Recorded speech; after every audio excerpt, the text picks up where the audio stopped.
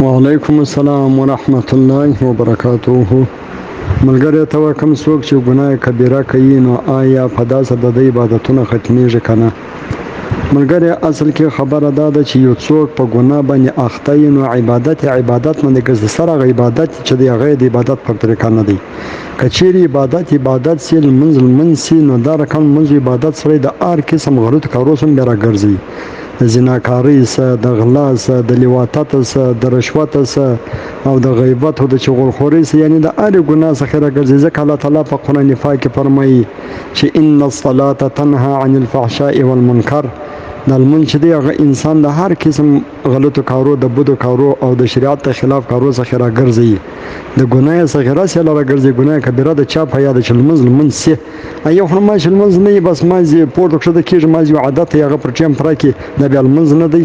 نو که چیرې د انسان لمونځ سي او عبادت سي، هغه بیا ګناه نه کوي، هغه بیا په ګناه شرمېږي، د خدای څخه بیریږي، د الله څخه شرم او حیا ورته درېږي چې رب مې ویني، زما ملایکې مې ویني، رب کائنات مې ویني، لہذا زه به څنګه دا غلط کار کوم؟ ما ته خو خپل رب ګوري، ما ته خو خپل چې زه پیدا کړم هغه زما خالق خو ما ته ګوري، زه خو د خپل خالق مخلوق یم، زه څنګه دا غلط کار وکړم؟ هلته لمونځ کوم، هلته روژه نیسم، او دلته بیا زنا کوم، العیاذ بالله.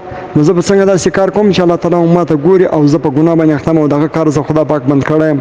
نو دا ځان ته حیا درېږي، شرم او غیرت ورته درېږي.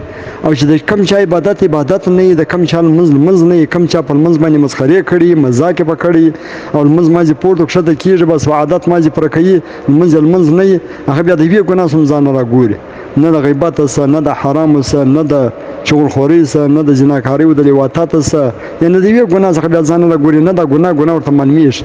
هغه وجه دغه ده چې هلته لمونځ نه دی، عبادت نه دی.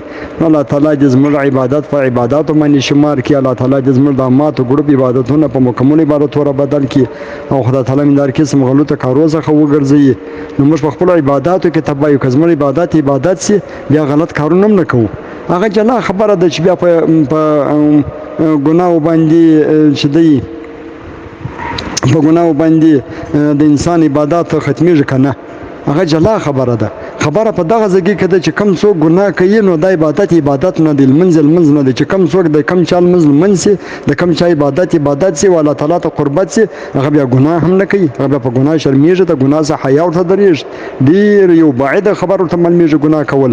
زنا خو ډېره لیرې خبر ده، خالي و یو نجلۍ ته آیا دی یا ول غرضنې هلک ته خالي کتل ډېر بد ورته ښکاره کېږي چې سبحان الله، زه څنګه ودې هلک ته وګورم په شهوت باندې، زه څنګه ودې نجلۍ ته وګورم، دې څه خو زه الله بند کړی یم، د دې څه خو زه رسول بند کړی یم، د دې څه زه دین شریعت بند کړی یم، او دا ما خپل رب ویني، ما خپل خالق ویني، زه به څنګه دا ګناه کوم چې لمونځ سي؟ که لمونځ نه و بیا به نو په هره ګناه کې ډوب وي. والسلام.